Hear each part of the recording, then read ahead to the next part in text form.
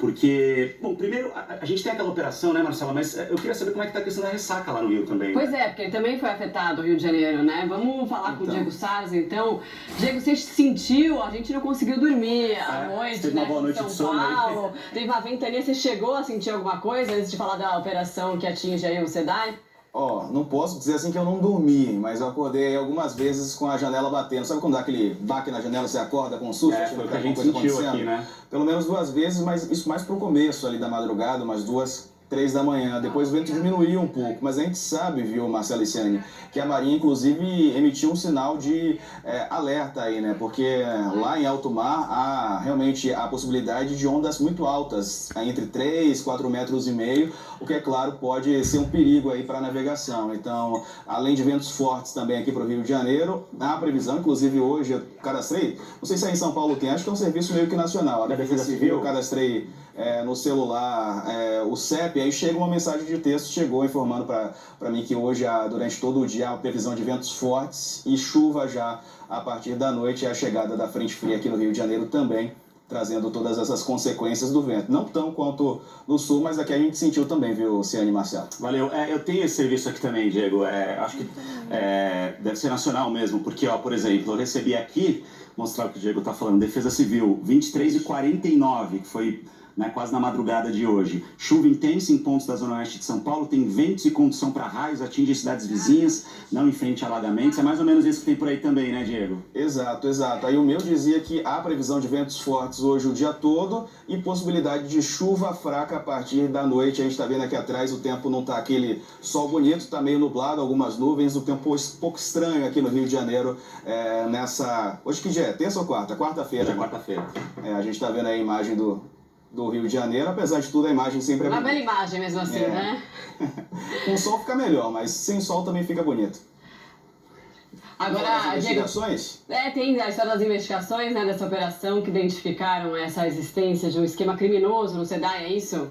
Isso, a Companhia de Águas e Esgotos aqui do Rio de Janeiro, a investigação é essa, as fraudes e licitações aí investigadas, mais ou menos no valor de 63 milhões de reais. Estão envolvidos no esquema, segundo a investigação, empresários, funcionários da SEDAI, também ex-diretores da estatal, além de prefeituras do interior do estado. Que prefeituras são essas? A investigação, pelo menos nesse momento, não divulgou. Quem está acompanhando tudo desde cedo é a repórter Luísa Mutoni. A Luísa está na Central de Delegacias Especializadas, Cidade da Polícia, não é, Luísa? A coletiva que estava marcada para 10h30 já começou por aí? Não, né? Está atrasada, né?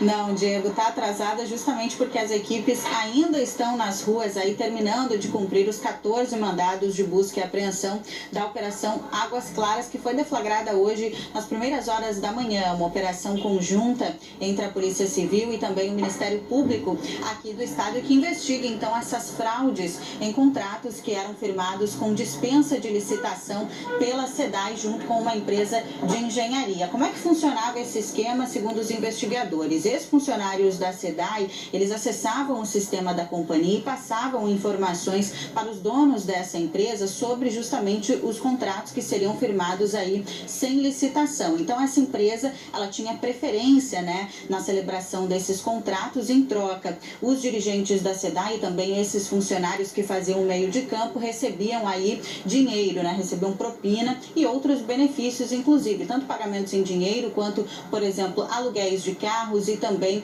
o uso de cartões corporativos. E aí eles tinham também a participação de alguns funcionários de pelo menos 8 prefeituras do interior aqui do estado, onde essas obras foram realizadas aí ao longo desse período. Essa empresa, ela tem contratos com a SEDAI desde 2013, mas essas irregularidades começaram aí sim a partir de 2015. Esse grupo é investigado aí já tem alguns anos pela Polícia Civil e hoje então essa operação foi deflagrada. Uma segunda fase dessa operação ainda deve ser deflagrada aí nas próximas semanas, justamente nessas prefeituras, para saber aí, para pegar também documentos que possam comprovar a participação desses funcionários das prefeituras. E como você falou, o rombo nos cofres do estado foi grande, né? Prejuízo aí de cerca de 60 93 milhões de reais. Quando começar a coletiva de imprensa, a gente vai ter mais detalhes sobre essa operação e eu volto aqui na programação. Volto com vocês. Certo. Valeu, Luísa. A qualquer momento também no nosso site cnnbrasil.com.br as informações em tempo real. É isso, Marcela e Ciane. Em geral, essas operações têm uma primeira fase ali, busca e apreensão. São colhidos documentos que podem já motivar outras fases se nesses documentos ficar comprovada a participação de algumas pessoas nesse esquema criminoso investigado aqui no Rio. Mais um, né? Mais um, né? A gente Pois segue é. acompanhando todo dia, tem uma operação nova aí no Rio de Janeiro. Valeu, Infelizmente. Diego. Pois é.